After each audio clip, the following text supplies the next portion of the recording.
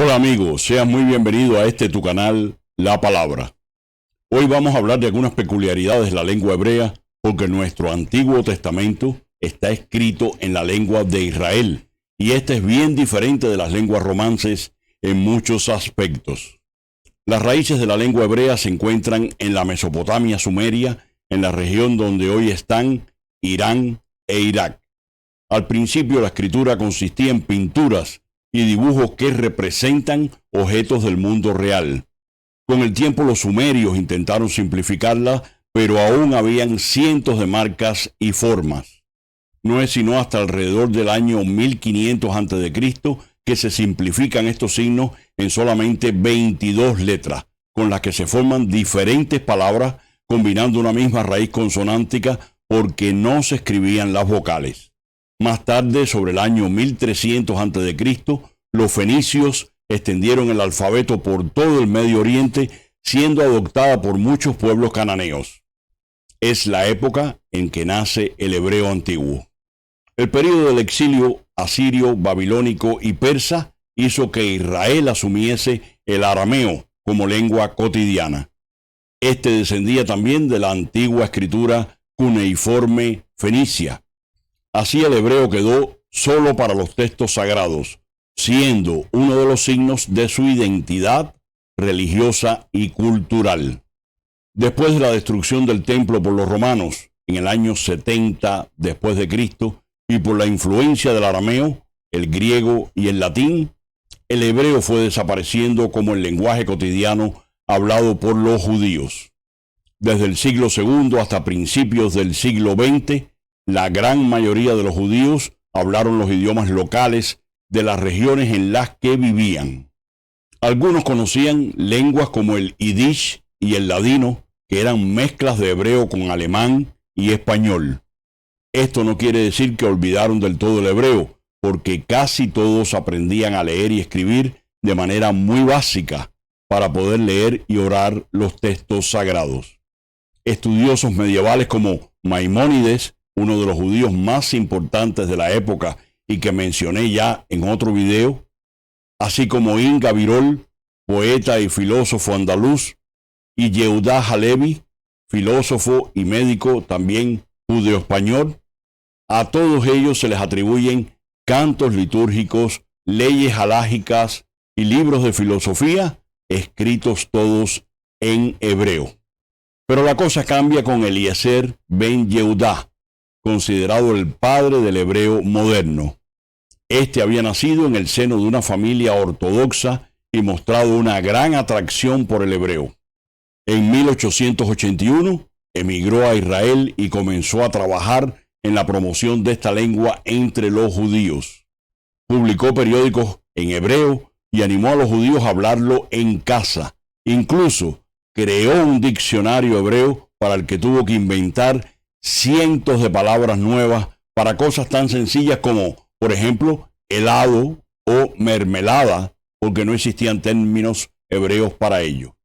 Sus esfuerzos no fueron acogidos con entusiasmo al principio, pero con los años se impuso y es hoy la lengua hablada en Israel. El alefato hebreo se escribe y se lee de derecha a izquierda, solo las consonantes, sin las vocales. Tiene 22 letras, de las que 5 solo son utilizadas al final de las palabras. Es la lengua oficial de Israel, pero se estima que unos 9 millones de personas la conocen y la hablan cotidianamente.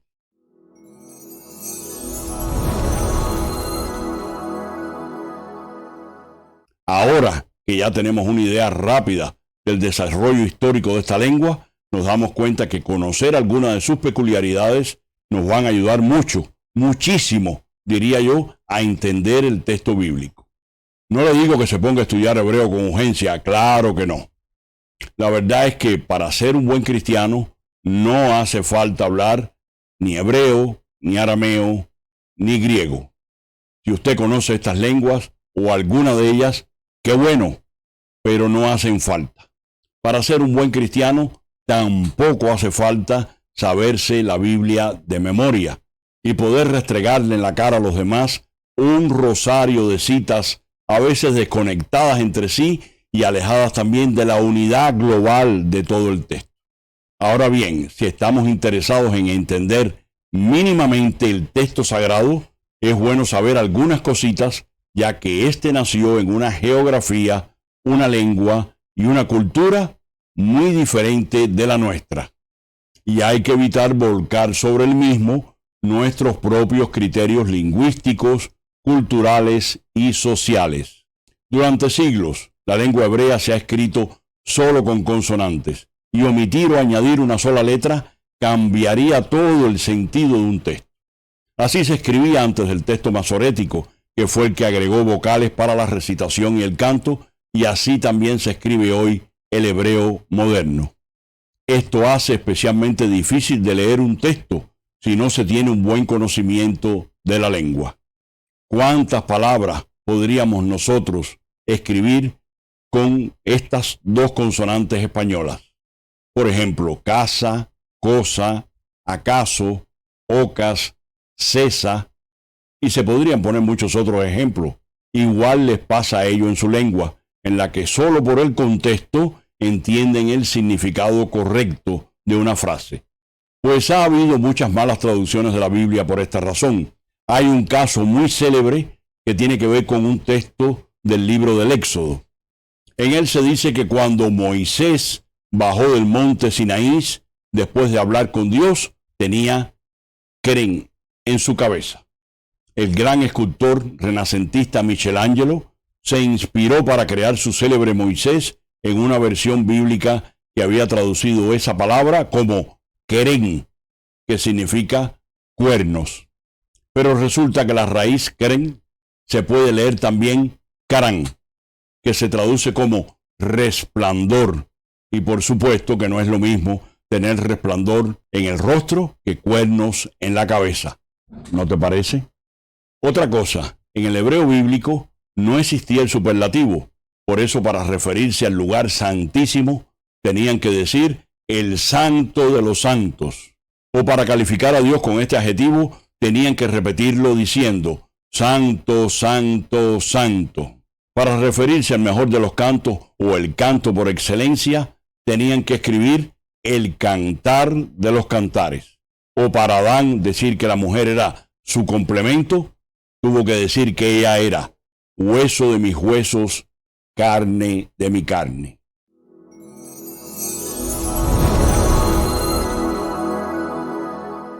Para la mentalidad hebrea no existían las abstracciones. Su lengua es muy concreta. Así lo más importante era la relación que se tenían con las cosas y no que eran las cosas en sí mismas. Los judíos, por ejemplo, no se preguntaban por la esencia de las cosas como hacían los griegos. Nunca se le ocurriría a un judío plantearse el problema de qué era Dios en sí mismo. Todo lo que nosotros expresamos a través de conceptos que son abstracciones en sí mismas, ellos lo expresaban mediante expresiones muy concretas. Esa era su manera de experimentar la realidad. Por ejemplo, en el libro del Éxodo dice también que Yahvé es lento a la ira y rico en piedad. La expresión hebrea de este texto dice literalmente, Dios tiene la nariz larga. En efecto, cuando se siente ira, la nariz se recoge un poco porque las fosas nasales se expanden, pero cuando estamos relajados la nariz también lo está. Así de concreta es la lengua hebrea. Esto significaba un problema sobre todo para la traducción de las Santas Escrituras.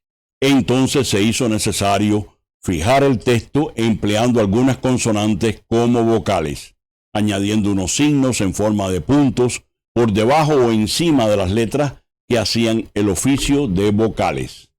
Esta labor se lleva a cabo desde el siglo V después de Cristo en adelante por unos maestros judíos llamados masoretas. De ellos y del texto masorético te hablaré en el próximo video. Su trabajo era copiar y preservar el texto bíblico con gran meticulosidad, hasta en los menores detalles de ortografía, pronunciación y dicción. El trabajo de los masoretas aseguró que cada copia del Tanakh fuera igual y hasta que se leyera y pronunciara de la misma manera.